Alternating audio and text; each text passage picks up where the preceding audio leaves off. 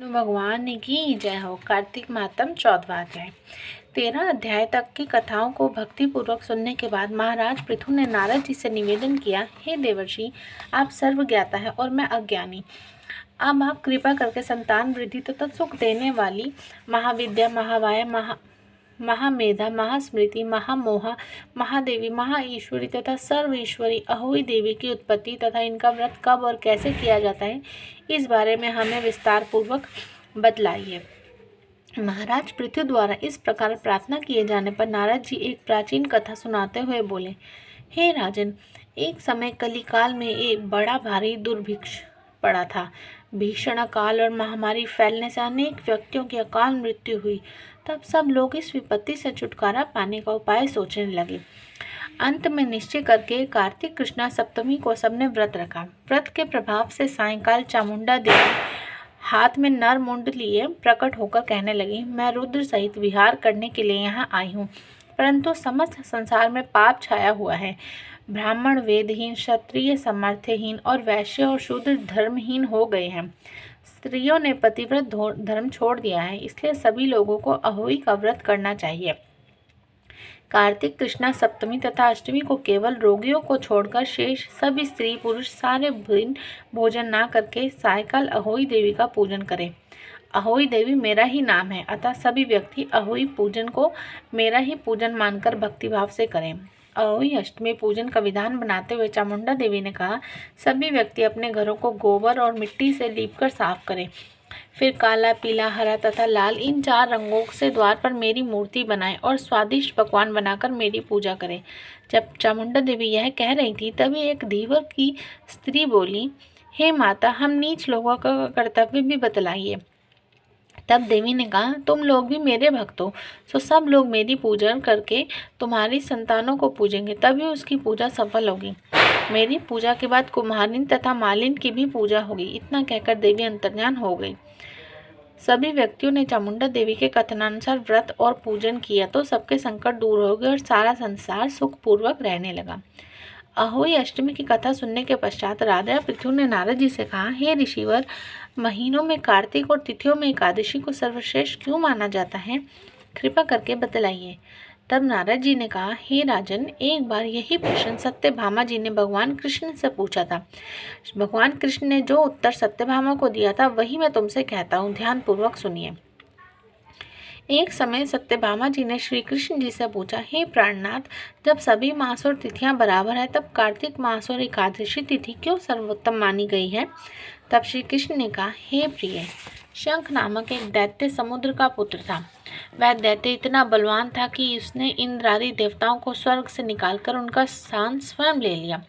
सब देवता उससे भयभीत होकर अपने बाल बच्चों सहित पर्वतों की कंदराओं में चले गए।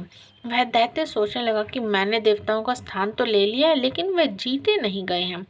ऐसा प्रतीत होता है कि देवता वेद मंत्रों से बलशाली है, अतएव मुझे मंत्रों सहित वेदों का हरण कर लेना चाहिए। जब उसने ऐसा विचार किया तो वेद डर के मारे समुद्र में जाकर छिप गए। ब्रह्मा आदि सब देवताओं ने संसार को वेद विहीन देखा तो सभी देवी देवता भगवान विष्णु की शरण में गए।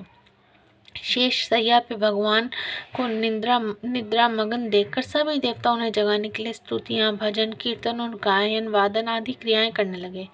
भगवान विष्णु के जाग जाने पर सभी देवताओं ने आवाहन, आसन, पाद्य, अर्घ्य, आचमन, स्नान, वस्त्र, यज्ञोपवीत, चंदन, पुष्प, धूप, दीप, नैवेद्य, तांबूल मतलब पान, प्रदक्षिणा तथा नमस्कार द्वारा भगवान विष्णु का षोडोपचार पूजन किया, मतलब 16 तरीकों से पूजा किए। तब विष्णु भगवान प्रसन्न होकर देवताओं से कहने लगे, हे देवताओं, मैं तुमसे प्रसन्न हूँ, अतएव शंख आदि दैत्यों को मारकर मैं चारों वेदों को शीघ्र ही ले आऊँगा। परंतु आज से वेद बीज मंत्रों सहित कार्तिक मास में जल में निवास करेंगे। अतएव कार्तिक के महीने में जो कोई जल में स्नान करेगा उसको यज्ञ करने के समान फल प्राप्त होगा और उसके समस्त विघ्न दूर हो जाएंगे। हे देवताओं, आज एकादशी के दिन आप सबने मुझे जगाया है, इसलिए सब तिथियों में एकादशी की मान्यता अधिक होगी। वस्तुतः कार्तिक तथा एकादशी का व्रत मुझे अत्यंत प्रिय है। आगे की कथा सुनाते हुए नारद जी ने कहा, हे राजन, इतना कहकर भगवान मच्छ यानी मछली का रूप धारण करके विंध्याचल में निवास कर रहे महर्षि कश्यप जी की अंजलि में आ गए। कश्यप जी ने उनको कमंडल में डाल लिया। जब कमंडल भर गया तो मत्स्य रूपधारी भगवान कहने लगे कि हमको कोई बड़ा स्थान दो। तब कश्यप जी ने घड़ा दिया, घड़ा भी भर गया। तब उन्होंने कुएं में छोड़ दिया, परंतु भगवान मत्स्य रूप में तेजी से बढ़ते गए, अतः कश्यप जी ने उनको समुद्र में डाल दिया। भगवान ने एक अत्यंत विशाल मछली का रूप धारण करके दैत्यराज शंखासुर को मार दिया। शंखासुर को मारने के पश्चात भगवान मत्स्य रूप त्याग कर विश्राम हेतु बद्रीनारायण चले गए। बोलो बद्रीनारायण भगवान की जय हो।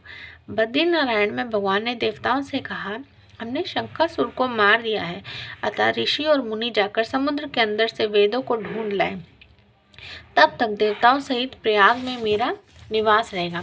तब ऋषि ने अपने तपोबल द्वारा समुद्र में से वेदों को 6 अंगों छंद, व्याकरण, कोश, वैदिक, ज्योतिष तथा स्मृति को ढूंढ निकाला। जिस वेद का जो भाग जिस ऋषि को मिला, तब से वह भाग उसी ऋषि का माना जाता है। इसके बाद समस्त ऋषि ब्रह्मा आदि देवताओं सहित प्रयाग आए और उन्होंने वहां पर अश्वमेध यज्ञ किया। इसलिए प्रयाग को तीर्थों का राजा कहा जाता है। प्रयाग में स्नान, दान तथा यज्ञ आदि करने वाले को जन्म जन्म अंतर के पाप समूल नष्ट हो जाते हैं और वे मोक्ष के अधिकारी बन जाते हैं, इसमें कोई संदेह नहीं। इति 14वां अध्याय समाप्तम। बोलो श्री कृष्ण भगवान की जय हो। बोलो श्री लक्ष्मी नारायण भगवान की जय हो। बोलो श्री बद्री नारायण भगवान की जय हो।